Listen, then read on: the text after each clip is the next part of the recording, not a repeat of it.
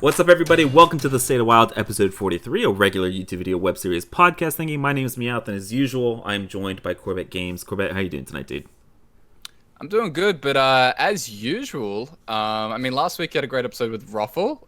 Seemed like there was a great response to that episode, so that was fun for you. And I was away, but now I'm back. We've downgraded again, and but you guys are stuck with me to talk about all of the stuff going on in Wild Hearthstone this week. I miss Raffle already.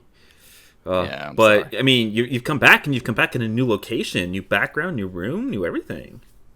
Yeah, I mean, it's been a while since I've changed locations. Questions started stopping about whether I was a serial killer on the run, and I needed to really ramp that back up. So we're back moving rooms, we're making moves, and that's the way we do things. And no mirrors this time, so nobody thinking that your dad's in the background working, right? I mean, maybe we can get him around here. Maybe we can make a Corbett dad appearance at some Guest point. appearance. Ooh, possibly. I'm excited. Yeah. Okay.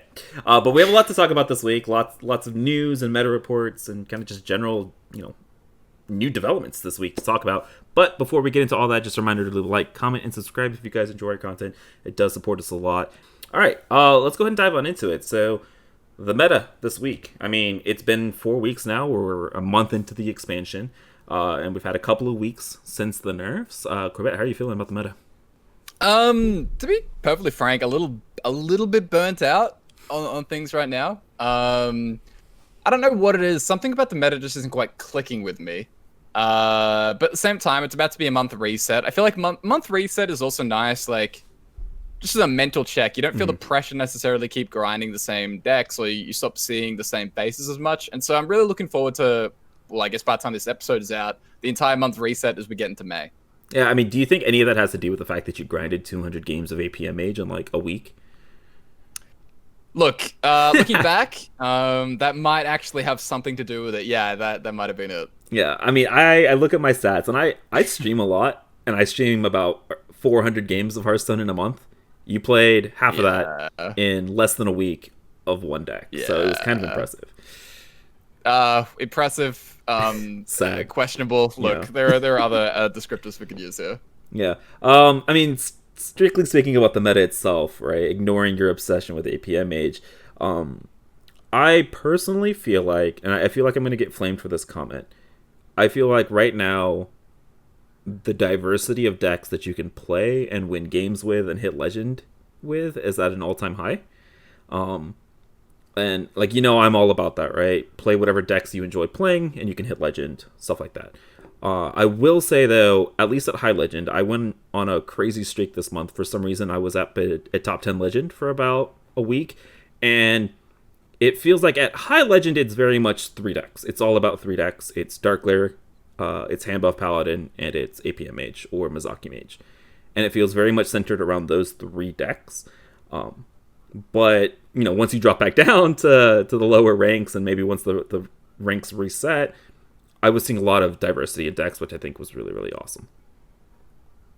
Yeah, I've been seeing a lot of off-meta things have success. We'll get into some of that later, right? We're gonna get into some interesting decks and some things going on. But as an example, the player like Altino, I think that's how you pronounce it. Altino was playing the Prismatic Lens Murloc Paladin. Yep.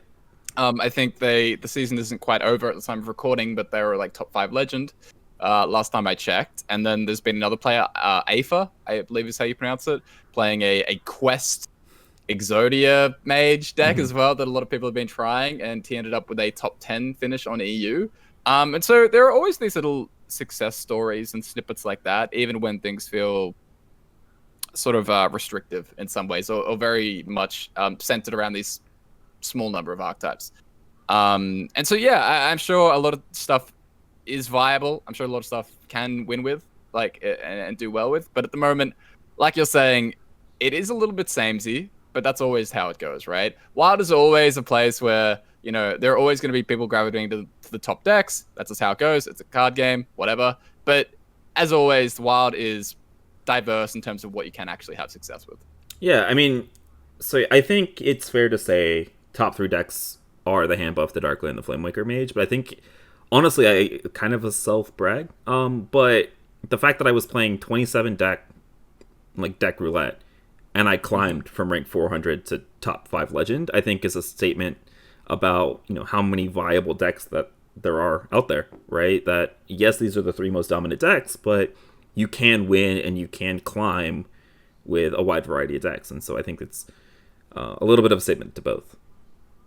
Yeah, I mean, you said it's the most diverse ever, or that's how it feels like in a long time. I think Wild's just always like this, to be honest. I always think that you can always do well with a variety of stuff in Wild. Yeah, I will say that a lot of decks that we figured were kind of gonna kind of disappear have also just been still really really good. So like Kingsbane's made a resurgent. Odd Rogue is still very very good. I feel like we talked about this 2 weeks ago, where we were talking about Paladin is dominant now, and so Rogue is dead, and Shaman has kind of disappeared. Like, it's not necessarily true, right? People have been having success. Shoutouts to Martian, who's been kind of revolutionizing Kingsbane Rogue, which is pretty exciting. But yeah, let's dive in a little bit deeper into the meta reports that have come out this week. So Tempest Storm published a report this week, and Chinese meta report came out a little bit at the tail end of last week, but got translated into English this week. So let's talk a little bit about it, whether we agree, disagree, all the kind of good stuff. So let's start with the Tempest Storm meta report. So they have Tier 1, Handbuff Paladin, Darkglare Warlock, Flamewaker Mage, and Reno Priest rounding out Tier 1. And their Tier 2, it's a pretty diverse, or large Tier 2 rather, with Pirate Warrior, Secret Mage, Odd Paladin, Discard Warlock, Mizaki Mage, Reno Lock, Big Priest, and then Murloc Shaman. So let's just start with Tier 1. We have the 3 decks that we've been talking about. No disagreements there. But Reno Priest, do you think that's the 4th best deck in the metagame? I mean, I don't even know if Flamewaker Mage is the top 3 deck. Oh, so okay, I'm already questioning things there. And yeah, whether Reno Priest is top 4, I don't know. Reno Priest is solid. I think it's fine. I think like the top 2 to me are Handbuff and Glare, and then everything else is sort of a little bit below that. I'm sure Secret Mage is still very good as long as there's a high APM population. I think always Secret Mage is always underrated a lot of the time. That's my own personal opinion, and it's something that I feel like I see a lot because, you know, if it is 70% whatever favored into Flamewaker Mage, it's hard to see it being weak, right? Like, it has to be good if there's that much APM Mage. So yeah, I would say like the Handbuff, Pally, and Darkglare Warlock are the 2 clear standouts to me. And after that, I think like Pirate Warrior is very, very good. But apart from that, everything else is all very... It makes sense. There's nothing jarring about this at all.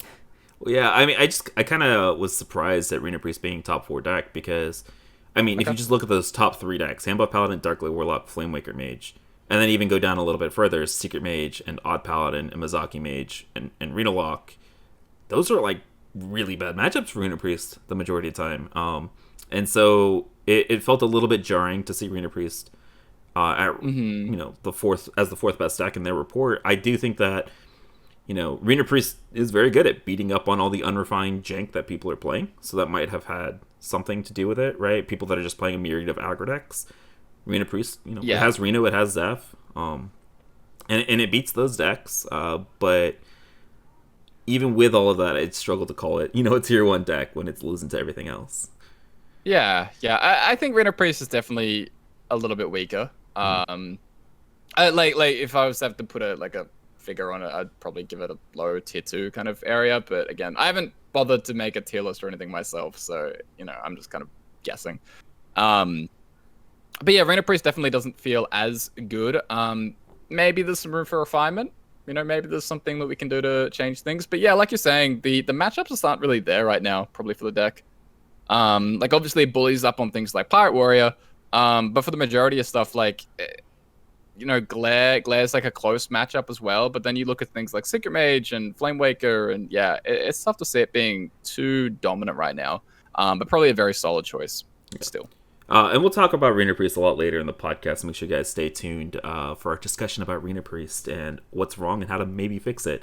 And then I want to talk about, like, you mentioned Flamewaker Mage. Let's go ahead and touch on this. You mentioned that you don't even think it's a top 3 deck in the metagame right now, and I don't know if I would go as far to say it's not like a... I have it in my top 5. I have it as like the 5th best deck personally. But like I don't...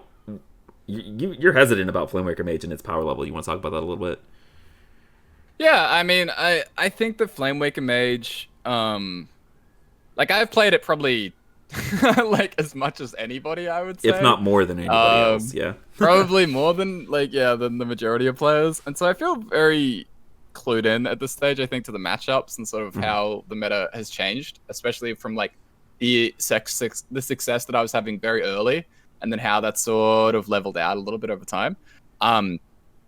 So like the meta has generally gotten more hostile, I would say, towards the deck over time, where cult neophytes are now much more common. The Glare matchup as well. Glare was kind of gone for a bit because of Tax Paladin. Yep. But the Glare matchup is not good for the mage, I would say. I think that's a rough one for the mage. Slightly rough, but like still not like a favorable. But in general, I think like the entire format is just sort of very aware of Flamewaker. Lothar became a core absolute 100% inclusion in Handbuff Paladin, where it just wasn't like 2.5-3 weeks ago, and now it's everywhere. And so it's in general, like the deck is weak to disruption. It does have very clear counters, like it has these very extreme polarizing matchups, and so when the meta adjusts to it, of course it gets weaker. I think it's still defining the format, I would say. I think that it's like the big thing that people have to think about in everything they play, but the fact that people are thinking about it is enough to knock it down a peg. Yeah, so maybe not the go-to deck. I think the reason that people have this, illusion maybe that it's a top tier deck in the format is because it feels really bad when you lose to it, right? Because you kind of have no chance. It feels really bad. And so it feels oppressive when you lose to it, but I think a lot of people are just kind of forgetting that,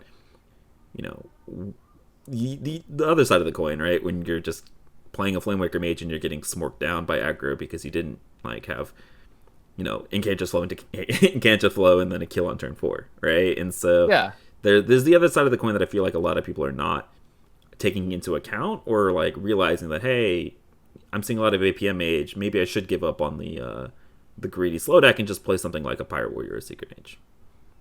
Yeah, and I'm not saying like the deck isn't strong. I obviously think it's good, right? I'm just saying that's not maybe one of the absolute best decks in the format, like in that top 2 or 3.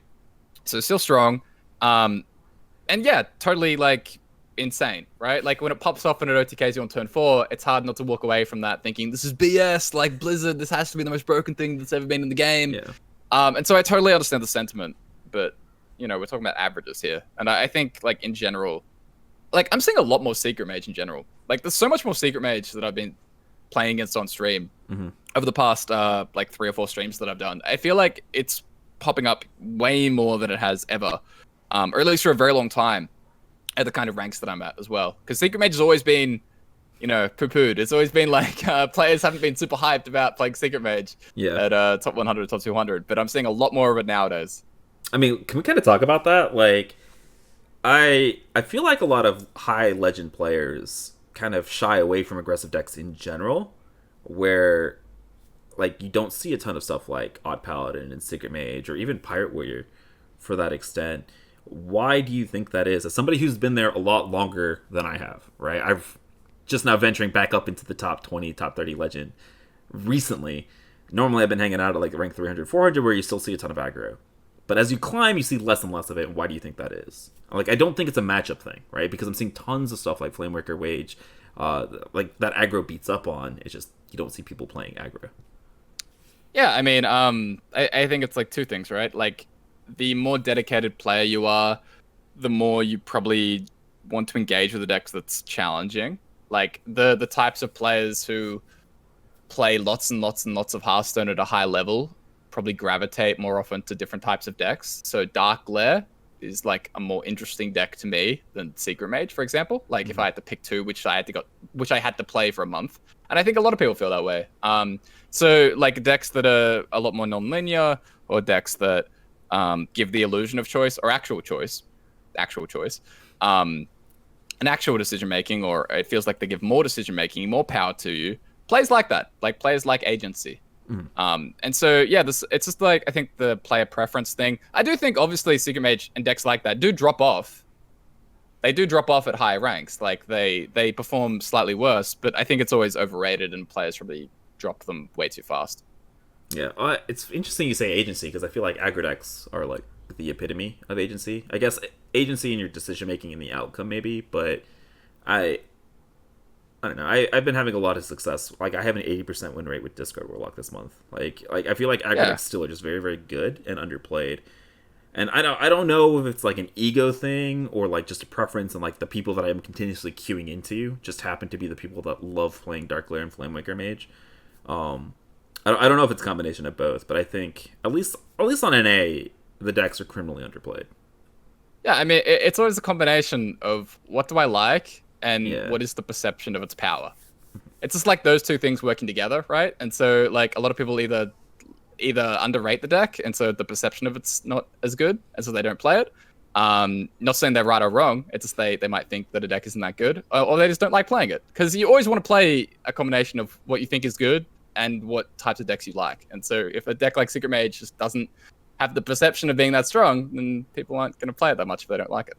I don't know about you, but I like winning, and I think aggro decks are very good at winning. So I'm just saying, NA ladder, you should be playing a lot more aggro. Okay, that's all I'm saying. Yeah. Okay. I have become the aggro noob of the podcast now. do I have to get my full golden like Reno lock? Are we just like flipping? Are we the rolls trading? Here? Yeah, we'll just trade accounts, dude. Trade accounts. All right. Okay. Yep. I'm not able to play any golden cards, right? That's your rule. You don't play any golden cards at all. Yeah, exactly. No, I got to get rid of them. I had to craft Samuru just because I didn't like the diamond very much. Diamond Rag though looks kind of cool. Diamond Rag, we got that announced. I'm excited. I didn't include that in today's news, but yeah, Diamond Rag, some new portraits, cosmetics out the butt. I'm excited. All right, let's move on. Let's talk about the Chinese meta report list, because this one was a lot more interesting to me because there were some surprises, I think. Some weird stuff. Yeah, okay. But the Chinese meta report list, so the image I'm showing here is kind of like the translated version. But they had Flamewaker Mage as the best deck, tier 1, followed by Dark Lair Warlock as the second best deck. And then they have Handbuff Paladin as the third best deck, but it's tied with Baby Zoo Warlock or Cute Lock. And which was like the first time I played this way back in the day when Skullman's originally released with Gandling, right? Shout outs to Kooky. Hey, shout outs to Kooky Bots. And then it kind of like fell off the face of the earth, and now it's back, and it's powered by the new Ritual of Doom, right? The 0 mana, if you have 5 minions, kill it and make a 5/5. I think is that alongside the discard draw engine with Malkazar Zimp and Hannah Gul'dan and the Expired Merchant. But this deck came out on the Chinese meta report, and I have seen it everywhere on NA ladder. It's kind of everybody's loving the super aggressive Baby Zoo Warlock.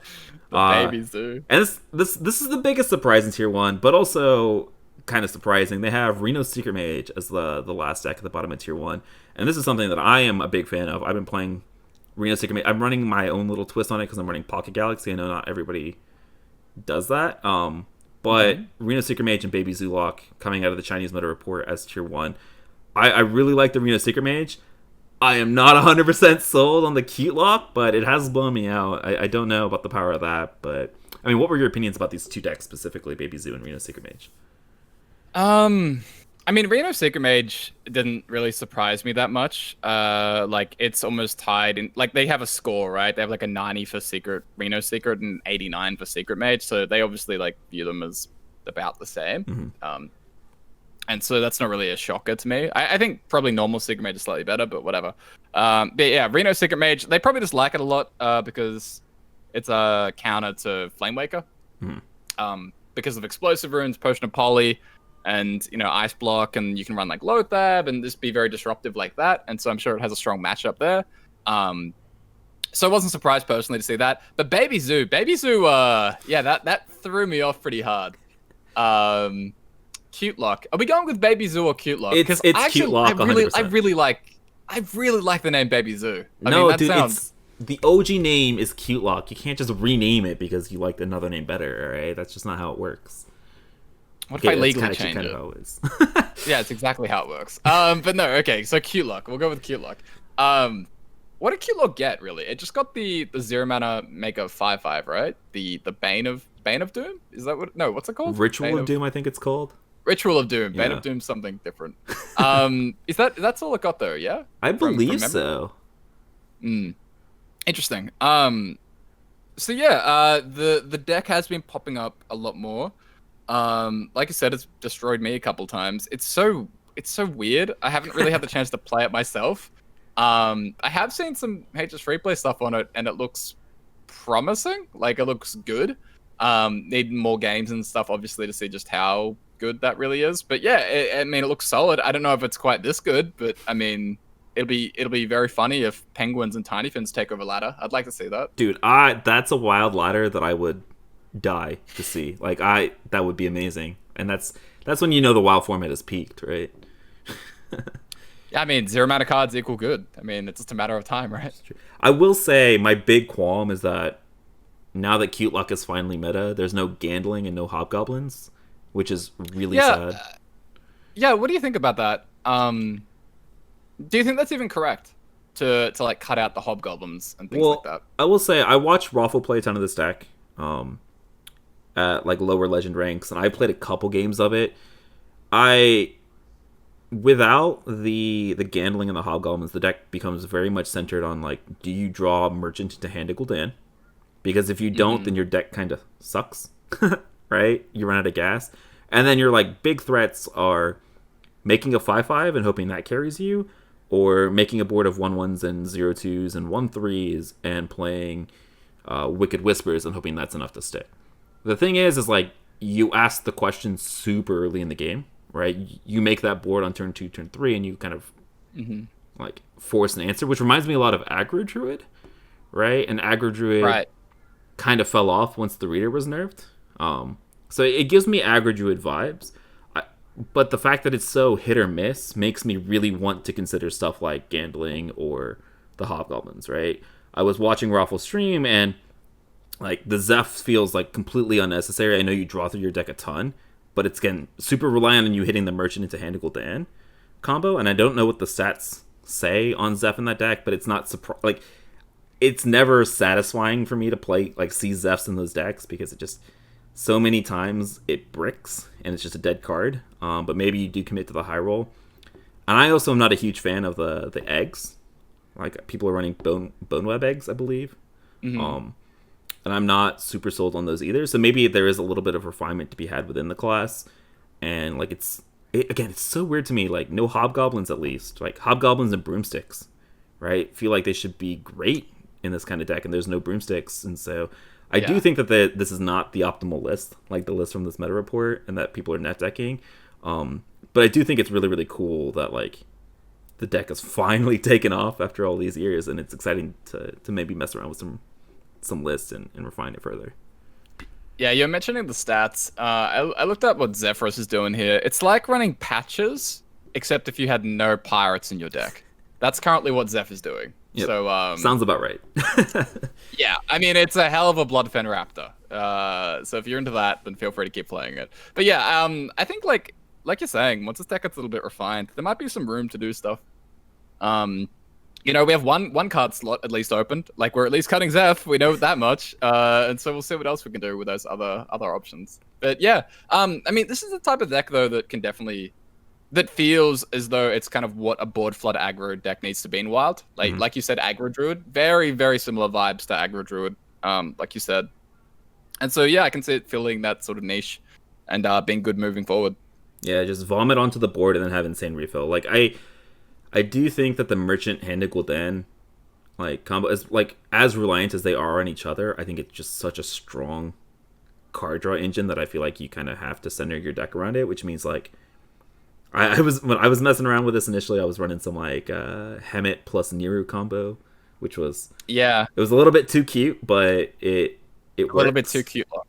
Yeah, too cute for cute luck even. Yeah, but I do think that there's some nice things that you can do like with those additional card slots that you open up if you cut Zeph, if you cut the eggs, maybe you cut Soulfires, but those probably are still pretty good. I don't know. I don't have the list in front of me right now, but I definitely want to try out Hobgoblins plus Broomstick or Gandling plus Broomsticks, because I think just that combination of cards when you're making a board for 0 mana that has a bunch of stats, Broomstick is just kind of broken in that.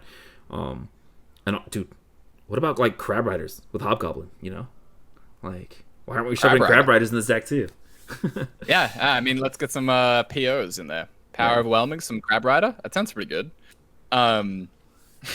Yeah, I'm sure like the current list, like it's built this way, I think, without hobgoblins because they want to open up expired into Boneweb Egg. Like that is probably the thinking. But if we get rid of the eggs, maybe the hobgoblins and things like that are just stronger. So yeah, damn. All right, there it is. I'm on a mission. We're gonna try and build Cutelock properly next month. I know All what right. I'm trying to hit legend with, right? Yep. Yeah, season reset. There it is. All right. First plan. We've talked a lot about Cutelock. I kind of want to circle back up to this meta report as a whole. Yep. They have Flamewaker as the best deck. I know we've talked about this and we don't necessarily agree with that. But I want to talk a little bit about their tier 2.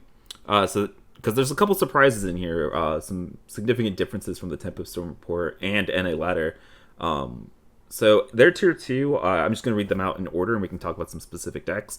So they have Cube Warlock and Secret Mage tied at an 89 score. They have Kingsbane Rogue and Murloc Shaman as 88s. They have Mizaki Mage as an 86, Reno Priest, Big Priest, Reno Galaxy Mage filling out tier 2. And then they have Celestial Alignment Malagos Druid just kind of wrapping up the bottom of their tier 2. I want to start off Cubelock, top of tier 2.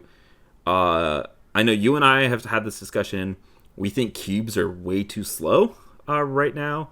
And I know I've been gravitating towards the control warlock that you kind of popularized / like opened the door on. Hey, you don't have to run cubes, and I've kind of really enjoyed that. But yeah, they have Cubelock at the top of tier 2. What are you thinking about that? I really haven't looked at like cube / control warlock. I mean, should we just call it cube lock, whatever. Even without the cubes, we can just call it cube lock. Like the list that is still the most popular, I think, is the one that I posted, which has like Farwatch Post in it. And we shouldn't be playing Farwatch Post anymore now. It's a 2-3, I don't think. So yeah, I'd be happy to like kind of dig into cube lock a little bit. Something that I would also be thinking about would be like a cube Reno warlock. Like sort of hybridizing that a little bit. I think that could be like an interesting approach. Kind of bridge the gap with how many like redundant cards that you have now, whether it's like Mistress Vendor or like Dark Skies Asteria or just like things like that. I think that could be like an interesting way to go about it if you want to build like a hybrid version. So cube lock currently up that high though. I really haven't seen that much cube lock on ladder since the like nerfs basically, and so I can't really comment on it too much, to be honest. Yeah, it was just very surprising to me because I mean, when you're looking at the top, their tier 1, Flamewaker, Dark Glare, Handbuff, Reno Secrets. I mean, I don't know anything about the matchup spread of Cutelock, so I can't really speak to that, but it feels like those decks are very good into Cutelock, right? Especially when the other decks surrounding Cutelock in power level are Secret Mage, Mizaki Mage, and Kingsbane Rogue, as well as 2 Priest decks. So I can see Cubelock doing very well into Handbuff Paladin because Handbuff Paladin struggles against like Big Priest, right? And so Cube Warlock having those like massive taunts and Plague of Flames, I can see that possibly being like a favorable matchup as well. Obviously Flamewaker Mage is going to be rough, but even like Dark Lair Warlock, I think Dark Lair Warlock's probably fine as well with like double Hysteria in the deck now, and double Armor Vendor if you want to go like a traditional Cubelock. I think that matchup might even be slightly favorable. So that might be where you're seeing some of this come through, where it looks okay into Glare, looks okay into Handbuff, and that's probably like a pretty big portion of the meta right there. I will say the cards that you're mentioning, like that are good against those decks, though, do not involve cube, and so maybe you just need to like repeat your message in Chinese so that hey, you guys don't have to run cubes, right? I mean, maybe. I mean, like I am. That was an experiment. It seemed to go pretty good though. The deck, looked like it was doing pretty well without the cubes. So I might have to revisit it. Turns out I'm going to be visiting Warlock class a whole lot. It seems like we are actually switching roles here, Meowth. I will also say that the big downside of going from cubes to control warlock, in my opinion, is that you lose percentage points against LPG Mage, like Reno Galaxy Mage, and you lose points against Reno Lock. But how popular are those matchups that you really want the cubes, right? I think that's the big thing. Even against Odd Warrior, I include one expired merchant in my control warlock, and it hasn't really felt like an issue. So yeah, maybe we re-experiment with cubes back in our deck, but there has been very little upside to the cubes, in my opinion, to warrant like the dead card, right? I've been running Rats and Lothab instead over the Watch Post, and they've been great. So, all right, and then the last thing I want to talk about is Kingsbane Rogue. So Kingsbane Rogue, I don't know what version that they posted in the Chinese meta report. I don't have that in front of me right now, but I know Blue Train and Martian and Pendragon, I believe, have been kind of championing a Kingsbane list, or revamped post Nitro Boost nerf. And I know Alb, God, I don't remember the numbers after Alb, but Alb, the guy who just Alb world champion. Yeah, he's the first Wild Open champion. He's got, I know he has a 9 in his name somewhere. Alb plus numbers, the first Wild Open champion. Hit Legend this month, actually, like 2 hours ago, with Kingsbane Rogue, which is pretty sick. I know, so the big kind of difference is that people are cutting a lot of the pirates, and they're cutting the Nitro Boost poisons. So Eviscerates are back in, Wicked Stabs are back in, and then stuff, people have been running stuff like, what's the name? Silverleaf Poison? The one that, like, Silverleaf when you attack, you yeah. draw a card. People are running, like, Paralytic Poison as, like, a one-off split on both of those cards. The Swindles are back in the list. So there has been some re-experimentation with the class, I think, mainly because the super aggressive Kingsbane list feel like they're pretty good into Darkler Warlock and Handbuff Paladin, and they might be fast enough to get underneath Flamewaker Mage. And so I think that's why you're seeing this resurgence of the class. But I'm interested in what you think about some of these new builds specifically. Yeah, I played a little bit of Kingsbane, and it didn't go so hot. It really didn't go so great. I when I was like going through and building it though, I've pulled up the list here from Marsha that he posted a bit over a week ago on Twitter. It almost the exact same deck that I had, where I went to like double Silverleaf Poison. I couldn't fit in like both the Eviscerates and the Wicked Stabs, although I was very tempted to. Because when you have that much burn, right? Like burn synergizes with burn. That's the idea. Yeah. Like the more like sending someone from 12 to 8 doesn't matter as much as sending for someone from 12 to 0. So like when you have Wicked and Eviscerate, the amount of burn that you have over the top. I even tried to fit in like Sinister Strikes as well. Just make it like completely obscene in terms of how over the top you could go. But yeah, like what to do with Kingsbane Rogue in general. It's kind of tough. Whether you want to go like a ship's cannon route as well. Like I really don't know, to be honest, what to do with Kingsbane. Ever since like the Nitro Boost nerf happened, it feels a little off. I do think the Blade Flurry is probably a clear bait, I would say. Blade Flurry is probably tempting because there's the idea that it can be a counter to things like Glare, and having AoE in a rogue deck seems really promising. But I would assume that it's probably not that worthwhile. Yeah.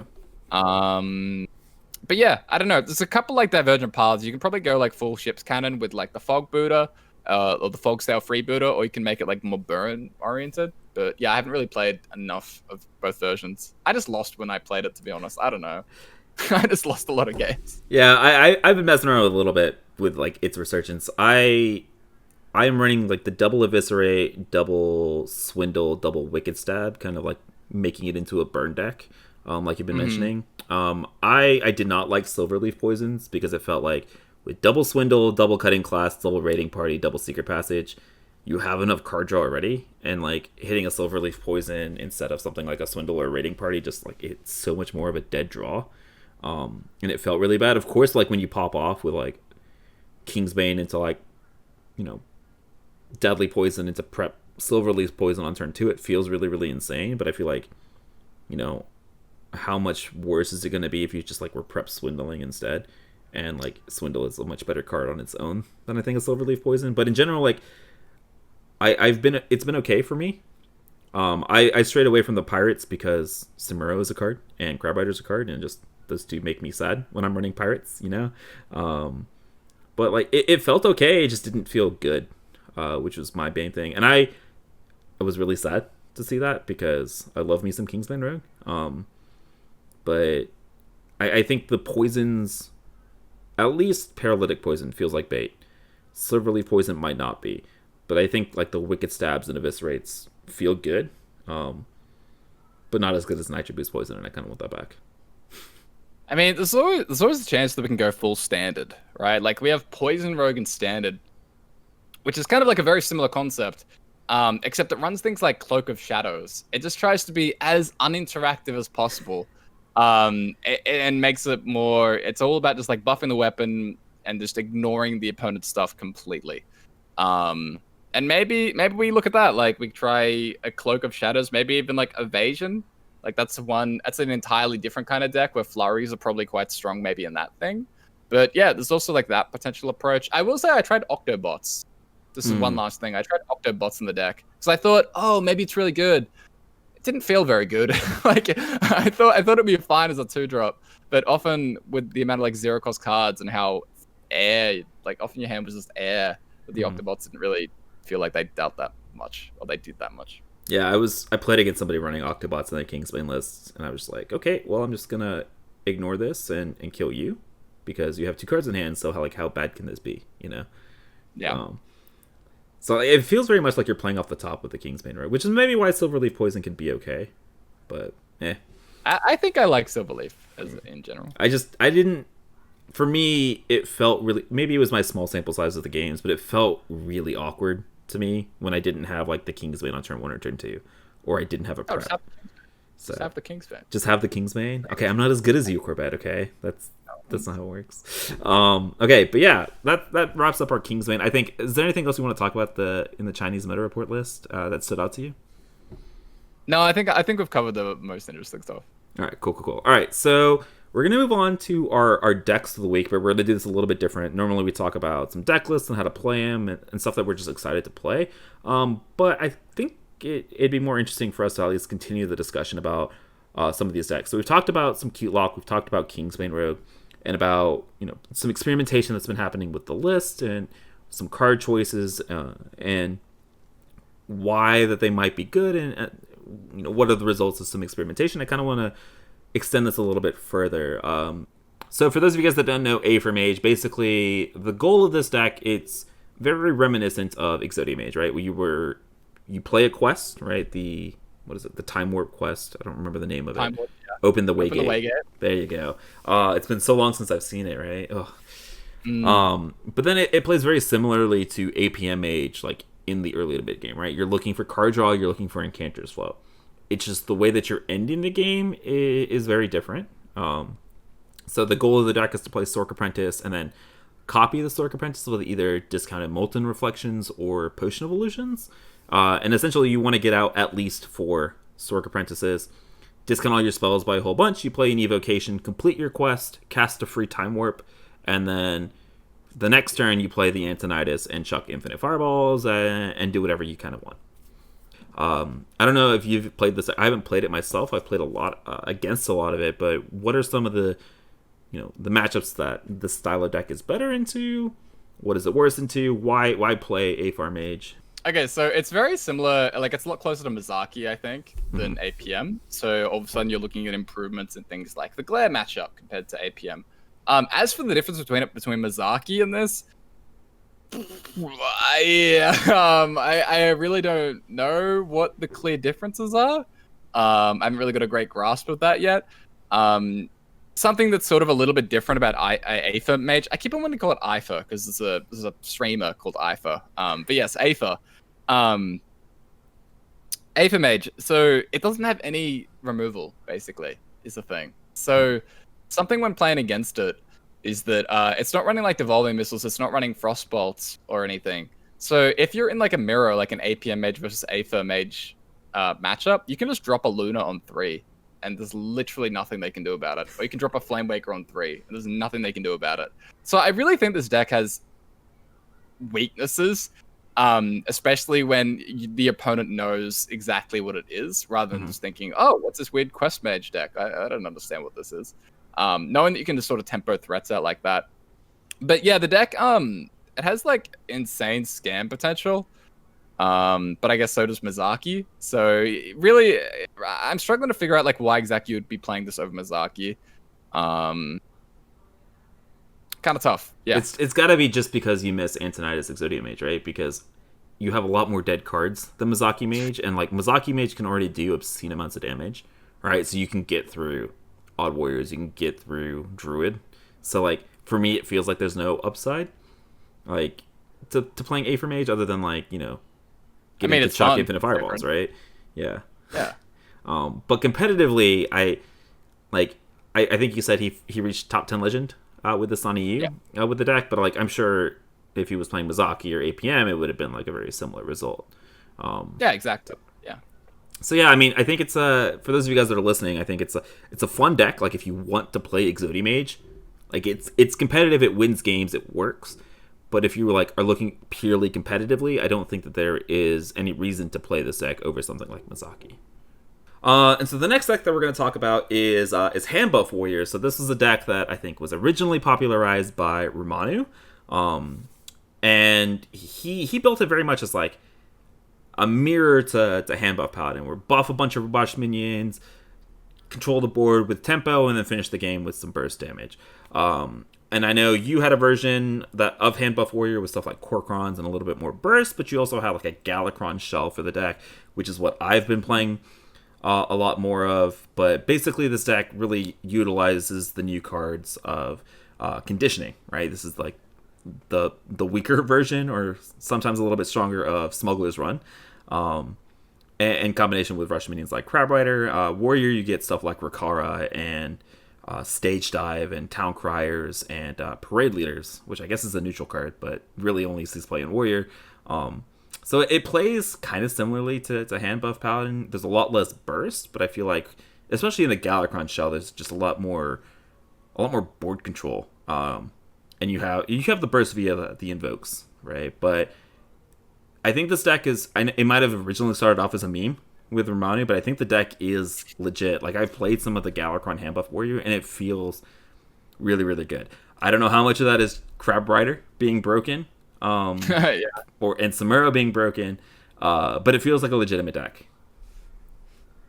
Yeah, I think that between the two, I think like between the Romanu's build and my build, they look like they're doing about the same. But I think the normal one, the non-Galakron build, probably has a little bit more upside.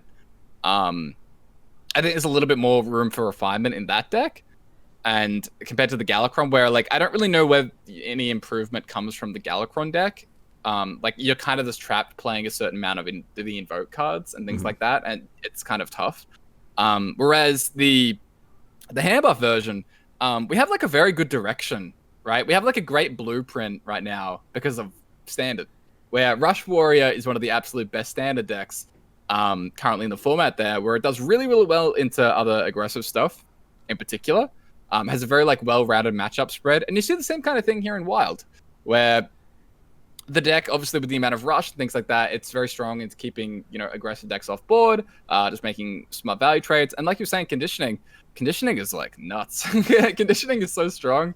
It's kind of crazy how hard we slept on that card, just because I guess the thinking was that a Handbuff on turn 5 was just not that good because of how late it came out. But it turns out actually really strong when you pair it with all these rush cards.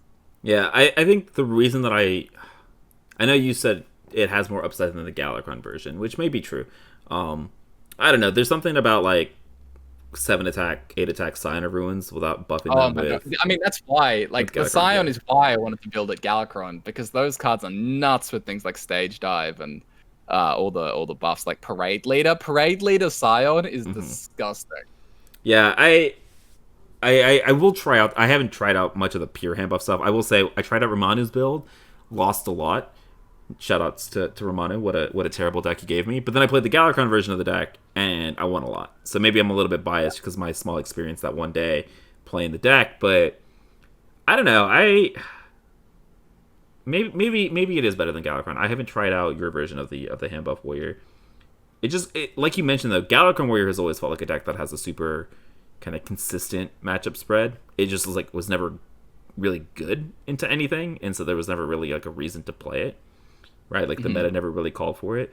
But I don't know. I think this whole package, though, right, of conditioning plus Crab Riders plus Parade Leaders plus Stage Dive plus Town Crier, all that kind of good stuff, I think it's a very, very strong shell. Whether it ultimately ends up being strong in the Galakron or a pure Rush Warrior style of deck, I think we'll see, right? We have a new month now, more time to experiment with stuff that's not APM Mage. And so... Maybe Handbuff Warrior actually becomes like a legitimate deck in the format. Yeah, I think like the current things that are kind of holding back the present build would be things like Battle Rage. I'm sure Battle Rage is kind of an underperforming card because it always has been in every deck that's ever wanted to play it, except risky skipper decks. And so the fact that it's in here, like I understand the theory, right? You have these buff rush cards. You think that you're going to be able to like make value trades and then Battle Rage. I think it's probably a lot simpler to just like play an Acolyte of Pain. I was about to say, scales, buff an Acolyte, make a 3/5. Yeah, like which scales well with conditioning anyway, right? There's also things like maybe like Watley. Like Watley is in the standard version, and there's a lot of like good mechs and things that we can hit. Mechs and pirates, and I don't know what we can do with dragons, but I'm sure there's some like different approaches that we can take. That just like give the hand buff version a little bit more upside. Like I think the big thing is the amount of like from hand burst that you have with the hand buff version, especially if we look at things like Leroy. Like Leroy is also not in Romanu's version, but I feel like it's probably a good fit, especially with the Bloodsworn Mercenary package. And so yeah, I think like right now though the decks are both solid. Like I had a good time with Galakron Warrior. I played like 35, 40 games with it. Really solid win rate at like top 20, top 10 legend. And so yeah, it's just like another one of these off meta options that we've been talking about like earlier in the pod. I don't know if it'll get traction though, right? It's just got that damn odd rogue problem where it feels fairish, and it's probably just worse than the elite version of this deck, which would be Handbuff Paladin. Yeah. And so if you want to be a hipster though, if you want to play something different, you want to like test out and experiment and play something different that's yours and, try and refinement, I mean, this is a great place to go because not many people are playing this. And yeah, big shout outs to Romanu for his success as well this past season. I just want to finish this off. You mentioned Watley, and I was just thinking about Watley. So you got Ziliax for mechs. You've got Tent Trashers for dragons, right? Which you're discounting if you're playing all this other junk anyways. What pirates do you run though? That's the question, right? Do you ever just run like the first mate package with patches and stuff? I mean people play. Romanu's deck currently has Deckhands, Anchor, Sword Eater, okay, you don't need to make it a rush minion. Yeah. The Sky Raider. Yeah. So it doesn't need to be Rush. Sorry, I was thinking about like, do we just run the 5-mana 4/5 pirate with Rush and Frenzy? Oh no, yeah. It doesn't need to draw a Rush card. Yeah. Okay. I mean, how good is that card though? When it was spoiled, so this is the 5-mana 4/5 Rush Frenzy draw card with Pirate Tag. I was considering running him in Pirate Warrior before we saw the Outriders Axe. And once we saw the Axe, I was like, okay, we don't need this. But how good do you think that card is? Do you think it's being slept on maybe? A little bit. I think the Pirate Warrior, like the current build that's the most popular is the one that was just theory crafted, right? Like it's the one that I put together. It caught on early. All the cards look fine. No one seemed to want to change anything, except for like Leroy over Crag, which makes sense. But yeah, like the theory crafted list looks fine, and there's not really an experimenting going on. But something that I would want to try is cutting the 2/1 pirate that makes your weapons cost less. Bloodsail. Deckhand? Yeah, sure. Bloodsail Deckhand, that one, yeah. You cut that and the Axe, and then you run Town Crier and the new Anchor Pirate, the 4/5 Rush guy. The idea of that is basically, look, we have 3 Rush targets now because of Rakara. Rakara's broken. Town Crier's broken. We kind of fixed some draw problems with the the Rush Pirate anyway. So maybe that's just a better package than Outriders Axe. We're already kind of like swamped with weapons. I think that's like a change that people might want to try, is making that 4-card swap. So Bloodsail and Axe out, and Town Crier and Anchor in. Yeah. If I wasn't in love with the current 30 cards of Pirate Warrior, I would definitely experiment with it myself. But I don't know, the 30 cards that we theory crafted at the beginning have just been like amazing for me. And so. Yeah, that'd be good. But I will say, for those of you guys that are climbing, try it out. Let us know down in the comments below how it feels, because I will agree with you. Rakara nuts, like absolutely broken. I don't know how. Like, do you think it's gonna get nerfed in standard? Maybe because that card seems like it might be taken over standard. I don't know. No, like I said, Rush War is really strong, but I think Crab Rider. Like, I think once you nerf Crab Rider, that'll probably make Rakara less of a concern. Because right now, Crab Rider is kind of doing a lot of work in that format. And in our format, it's worth. I mean, they did say last week, right, in his Q&A, they're not looking at it, right? It might have changed this week when they were talking about some nerfs, but they weren't looking at it, which is really scary. Yeah. All right, 2 more decks that I want to talk about. I know we're running a little bit long on time here, but Reno Priest. I know there's been one person at like High Legend NNA that's been playing this heal version of Reno Priest, and by heal I mean they're running Desperate Prayer, they're running Renew, and they're running Binding Heal, all in order to make Xyrella work. And I think Xyrella is the card that I want to talk about because, in my opinion, when this got released, I was just like, okay, yeah, but how are you getting the healing for this to be relevant, right? In the mid game when it matters. And my opinion on that still kind of remains the same. And my hesitation has always just been, yeah, I think Xyrella is good in Reno Priest, but like the support cards that you have to run in order to enable her always feel kind of meh. Renew was always one of the worst cards in the old Reno Priest list. Binding Heal like feels really meh. Like it does not feel good at all. Desperate Prayer, I know you were kind of high on this, or maybe not high on this, but like, hey, don't sleep on this during expansion season. 0 mana heal 5.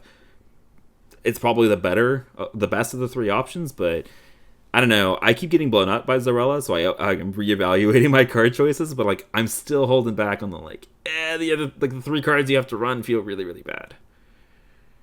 Yeah, like Xyrella, it's so hard to fit everything into Reno Priest right now. Like that list is just so stupidly tight. Like even without the Xyrella package, just trying to build like a normal 30, it takes like a lot.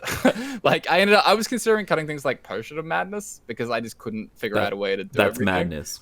That's madness. Yeah, wow. Jesus, I was stepping on my toes here. But yeah, Xyrella. Xyrella is obviously busted. Right? But it's just a matter of like, can you finish the amount? Can you find the amount of support that you need for it? Because there's no other card that really works with this healing stuff, right? There's Cleric, which works kind of with things like Binding, Heal, and Renew, but not really. And Pyromancer is a thing you can try if you want to go like Circle of Healing, but that doesn't seem like it's it necessarily. But the question I guess becomes like, do you even need that much support? Like, is it just fine to run some of these default good cards? Desperate Prayer, even if you're not playing Xyrella, that card might just be good enough in Reno Priest. Like, Desperate Prayer, people aren't really playing that.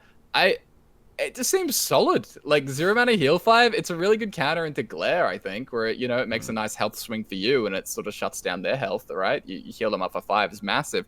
And, like, even with Xyrella, that one single card just makes Xyrella deal 10 damage. Like, 10. It's insane. And so, yeah, I think, like, even if you just have Renew, Desperate Prayer, and maybe one other card, you don't need to go, like, full healing with Circle of Healing or anything.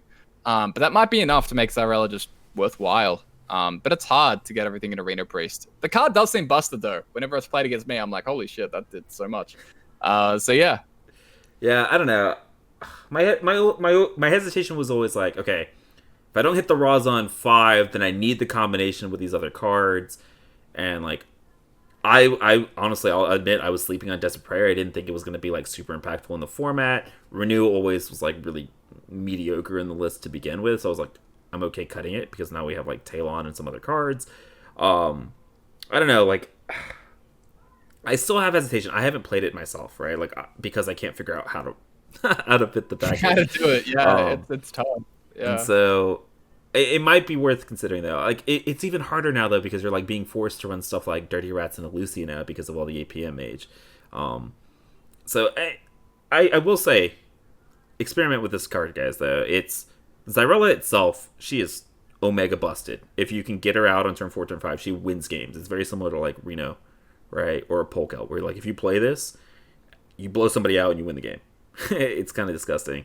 But I do not know what the best 30 cards for this deck is. And like the list that I kept getting blown out with, I don't think was optimal, right? So I'm not just saying, hey, like net deck this one person, but it might be a start. But yeah, I mean, Xyrella Reno Priest, like Reno Priest might be needing to undergo some sort of renaissance, right? Because we kind of lost Penflinger, and the meta might not be super favorable for it. And so maybe Xyrella is the renaissance that it needs. And then the last deck, I want to talk about this Secret Mage that has come out of the Asian servers that's cutting fireballs and cutting occult conjurers and running Bran and Kazakus and Lotheb instead. Um, I do not like it. I think I've made my opinions on this deck very clear. I don't think Kazakus is a bad card. I just don't think it has enough of an impact in our format to make it worth cutting fireballs. And I know people are always talking about like fireballs might be the worst performing cards in the list. I looked up the most popular list on HS Replay today. Yes, it's the worst card, but not by like any significant margin at all. Right? So like it's the weakest drawn win rate card, but by like 0.5%. And so fireballs and 8/8s in a tempo deck just like feel good. And Kazakus and Bran kind of aren't high tempo, and it feels really bad to me. I know you've been playing the deck with Kazakus. I don't know if you have some insights on the deck, and like has your mind been changed about this deck, or are you like, you know, on board to like bring back fireballs? Yeah, I'm sort of just getting a feel of it, right? Like, I'm happy to test it. The thing about like fireball drawn win rate is that it'll always have a very low win rate in Secret Mage because like it's a high costed finisher that isn't kept in mulligan in an aggressive deck, so it'll inherently just always be pushed down. So another thing that I should mention as well is that a couple of people asked about, because the HS replay win rate, for this like Mankrik Secret Mage is absolutely busted, and it's been going down a little bit over time. But the thing to remember is that people who are playing this deck are people who are like attuned enough to go out of their way to look up a Chinese meta report and like look at the deck lists and then net deck it. And so it's kind of like a very specific population that are probably stronger than the average player that they're playing against. Especially because the report wasn't translated at the time where a lot of these games are being collected. So that's just something I should mention. But yeah, as for like the cards and stuff, I thought Mankrik could be really quite solid. Bran, I think, is probably just trash, would be my expectation. So Mankrik, I think you can just look at in Secret Mage as a whole. Is it good enough? I'm not sure. I mean, Mankrik isn't busted in standard in a lot of these decks that have heavy draw. Secret Mage obviously does have heavy draw, and it doesn't have really powerful 3 plays that aren't just Kirin-Tor. There's kind of like a little bit of a gap there where, like, if you don't have the Kirin-Tor, you can kind of get stuck just pod casting a secret sometimes. So having a minion to play out there with Mankrik seems reasonable. But is Kazakus worth it over like the Occult and Fireball? It's mostly just like, do you have the card slots, I think. Like, I think it's more about like weighing up whether Kazakus is just like better than running less of these other cards. Just because like the cults require more secrets and they just take up more card slots. Same with Fireball. Anyway, long story short, I think that the Cult and Fireball deck is probably better, I would say. I think that having that burst finishing is probably important. You lose out a little bit probably against like Handbuff Pally by running Fireballs and not running more minions. Like things like Kazakus are probably better in that situation. But I think just running like a Cults and Fireballs are probably preferable. Also, I think on the topic of Secret Mage, I really have liked one Potion of Polymorph in the secret slots. And Oasis Ally, I haven't really got a good feel of whether Oasis Ally is that good or not. So I don't know. It's kind of a weird list right now. In the current metagame, not a fan of Oasis Ally. What I've been doing is I've been doing double rig, double counter. What's the other two of? Explosive.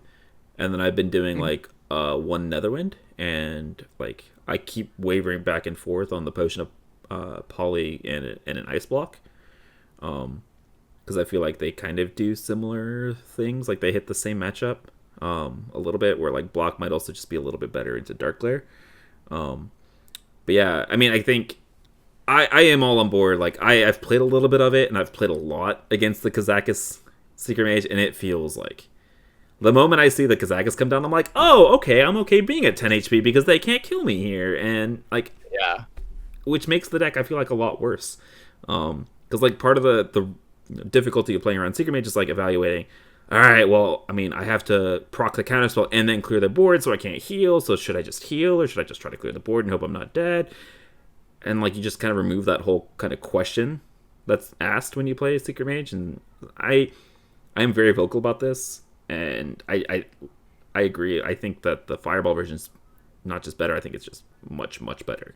I think you may evaluate like whether you want Mankrik, and I know you've mentioned before in your stream that like maybe we should be maybe running Mankrik in a lot more decks than we currently are in the format, but I don't think Kazakus. Like I said, I don't think Kazakus is a bad card. I just don't think it's worth what you're giving up in this deck. So yeah, I would think. I think I would coastline all that, obviously. After playing a little bit of it, like I didn't really play too much of it, to be honest. But I think just in theory, I haven't really been swayed. I think the Occult and Fireballs are probably just better. And Brand's terrible. But, yeah. Okay, so I hope you guys enjoyed our little discussion about some of the new decks that have popped up this week. There's in the past couple of weeks because of these meta reports and some really great minds building some brand new decks in Aether and Romanu. Lots to talk about, so I hope you guys enjoyed that. And to wrap it up, we're just going to touch on Ixar's Q&A. He had a Q&A about an hour before we recorded the podcast. We just want to touch on a little bit of the highlights. And I want to start off with maybe the most important thing that was asked and that was answered today. So Martian, everybody knows Martian. Everybody loves Martian. He's been a guest on the podcast before. Make sure you guys check out his content if you haven't already. He asked about the Spreading Plague animation. Reducing the Spreading Plague animation was a huge improvement, but now it's back to its old Resident Sleeper animation. Is it bugged now, or was it bugged when it was changed the first time? Also, please, please, please, from the bottom of my heart, please speed it up again, whether it's bugged or not. Ixar replied, I will look into it with Alec and Celestalon. Oh, God, I'm just going to repeat that. So Ixar replied, he's going to look into it, unaware of any changes to the animation. Generally, we prefer to adjust any animations that are not dragging along and aren't big celebration moments. So this sounds like Plague getting nerfed or buffed, depending on what side of thing you're on. It's getting sped up again, eventually, soon, TM, and I am very excited for that. I know. Big news, the biggest news that we got out of this whole thing. Hopefully Spreading Plague getting fixed. Honestly, I haven't seen a Druid in so long. I kind of forgot about this, but yeah. Yeah, best change to the format, the change that we all need. Screw nerfs to APM Mage or Dark Lair. This is the change that we absolutely need. Okay, now speaking about the question of change, YGG asked, you have been playing a lot of Wild Ladder recently. For those of you that don't know, Ixar, I think, hit top 50 Legend this week in Wild. Climbed to the top ranks. So how is your experience with the format? Is the power level where you'd expect it to be? And are you happy with the direction the meta is taking? And so I'm going to go ahead and preface this. A lot of you guys might not like this answer. But Ixar replied, I had a ton of fun. Been trying to go hardcore in every mode, one by one, to get a true grasp of the highest level. The meta is pretty diverse at the highest levels in my experience. Lots of Reno decks from various classes, Handbuff Paladin, Darkler Warlock, Flamewaker Mage, and other offshoot decks here and there. I'd say diversity is doing just fine. My only concerns are being the early game high roll potential of Mage and Darkler Warlock. Darkler Warlock is the less extreme of the two, but it's also more consistent and powerful. Mage just kills you on turn 4, turn 8 pretty consistently if you don't have any disruption, and that's pretty extreme. Right now, there are no balance changes on the horizon, but I would say that those two decks are both on the edge. Okay, so I don't think this is anything that hasn't been said before, right? So this is not any breaking news. But Mage and Darkler Warlock, they're keeping their eye on it. They're talking this week about some nerfs that are coming. And I'll go ahead and just kind of transition that into another tweet, not from the Q&A, but earlier this week, Alec talked about that they are planning on doing balance changes post-Masters Tour that's happening this weekend. And so they'll be deciding that sometime next week, and they'll be in the game the week after. So nerfs coming in potentially 2 weeks. Those can include cards from the battle-ready decks, but of right now, we have not made final decisions. Okay, bringing it back to Wild. So if they are going to nerf decks, I think APM Mage and Darkler Warlock would be the two that they hit. I mean, Crab Rider might get hit inadvertently in Handbuff Paladin because of Standard, but those are the two decks that they have, currently, I guess Ixar currently has issues with in our format. Yeah, I really don't think there'll be any wild changes, wild-specific changes, I should say. There's not really overlap between Dark Lair and Standard, so there's not really much reason why they would be able to do two birds with one stone. And even with Standard, they might do Flow, but I also don't think... I don't know if Mage can survive in Standard without Flow. Like, the whole class kind of just dies off until the mini expansion. And I'm so okay with that, by the way. I'm just gonna say I'm okay with that, by the way. right. But I really don't expect there to be any direct changes for Wild right now. Yeah, let's just talk about maybe some standard specific changes. So I know Crab Rider is the thing that everybody's talking about, but let's say that they hit Crab Rider, and let's say they hit Broomstick, and then maybe they hit Flow, or they hit Refreshing Spring Water. Maybe they do, instead of hitting Flow, it's hit the Spring Water. So Broomstick hits Dark Glare and Handbuff, Crab Rider hits Handbuff, Flow hits Mage. That would be a pretty massive shakeup, even without like wild specific changes, right? Those hit the three most popular decks. I don't want to, maybe not the strongest, but the three most popular decks. Yeah. I mean, that's kind of how it usually goes for Wild, right? It's like seeing what collateral damage we like. We feel the effects or kind of the side effects of whatever they want to be doing in Standard. And that's kind of how nerfs go for us for the most part, which is fine. Like, I actually like that a lot for the most part. I like it when changes in Standard shake up things in Wild, and they aren't even targeted at our format specifically. For example, the Polk Out change was something that they did for Standard reasons primarily, but it also had like significant impacts in Wild. Kind of hard to remember that Polk Out was actually 4 mana. Like, those were dark days. I do not want to remember. We played for the 5 for so long now. But yeah, so in terms of like breaking down Ixar's comment a little bit, so Ixar, made the decision that he wants to get the 11-star bonus in all the formats. I've played against him a couple times. Meowth farmed him a lot. He got called out publicly on Twitter, which was very funny.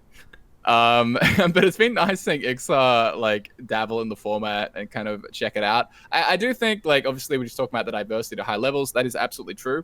Wild is a much more diverse format even at high levels than Standard, which we've always talked about because there's not as much competitive incentive. So I think diversity is fine from what he says. I think the Darkglare Warlock, right? Like he's alluding to Darkglare Warlock, or not alluding to, but he's directly talking about Darkglare Warlock and the Flamewaker Mage. Darkglare Warlock probably just isn't that much of an issue because it doesn't affect a very big percentage of the player base. Like, it's not that popular, right? So even if it's the more consistent and extreme version between the two, because Darkglare Warlock pops off very consistently on turn 3 or 4, it's not like that big of a deal for a lot of players because they just don't see it that much. And whereas like Flamewaker Mage, it's probably a lot more popular, but it's weak. Like if people don't want to lose to Flamewaker Mage, there are very, very, very obvious, clear things that you can do that will still be fine to the rest of the ladder. You can play Lothab in whatever aggro deck that you like. You can play Secret Mage. You can play Reno Secret Mage. You can play like I don't know, maybe you can dabble in some Hunter gameplay. You can run Cult Neophytes. Whoa, so, did you just say Hunter in 2021 I did, in the Wild format? What is? I did. Who are you? You actually really are turning into me. Yeah, I know. Wow, a complete flip. Yeah, I played some Even Hunter. Yeah, Even Hunter went well for me. I'm telling you, dude. I've been telling you this for weeks. All right, I've been farming people in THL with Hunter. The deck is good. Yeah. But yeah, so we'll see how things pan out. I think that what he talked about later was that APM basically just got a huge population boost because of the spring water, and so because the deck though isn't that good in what the metrics that they are using and seeing, they wouldn't expect it to stick around for too much longer. Like there have been lots of combo decks like this that have been more popular than they quote unquote should have been.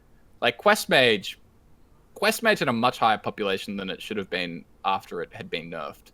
And eventually, it started to dwindle more and more, like in play rate.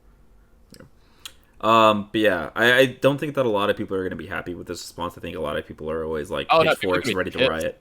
Yeah, people are going to be pissed.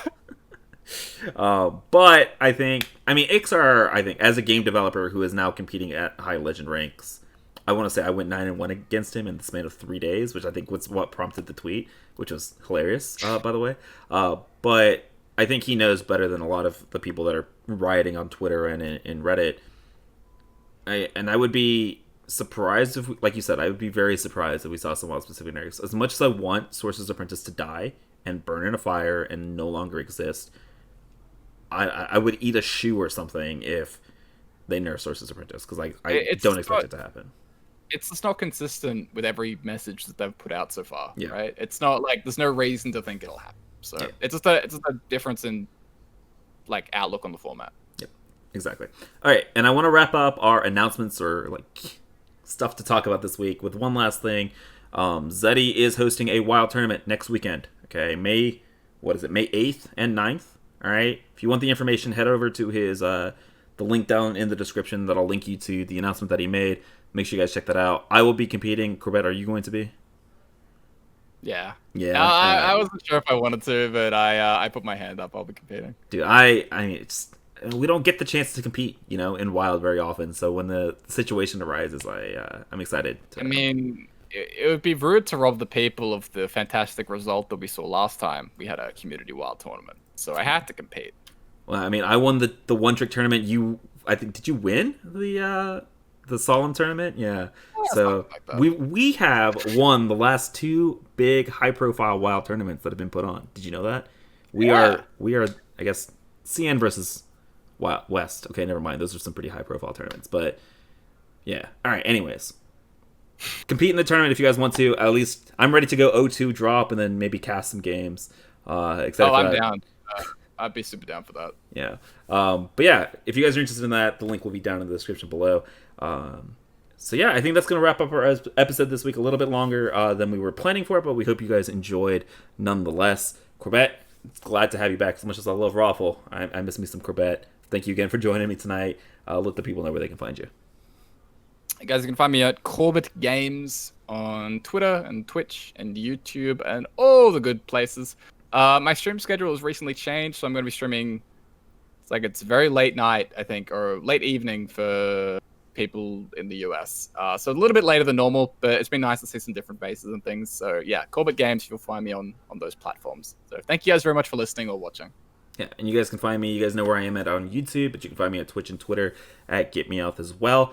And then, of course, if you guys want to listen to the podcast on the go, make sure you guys check us out on Spotify, Apple Podcasts, all your podcast distributors. We appreciate all of you guys watching. We hope you guys are enjoying the Wild Meta, and we will see you guys next week. Later.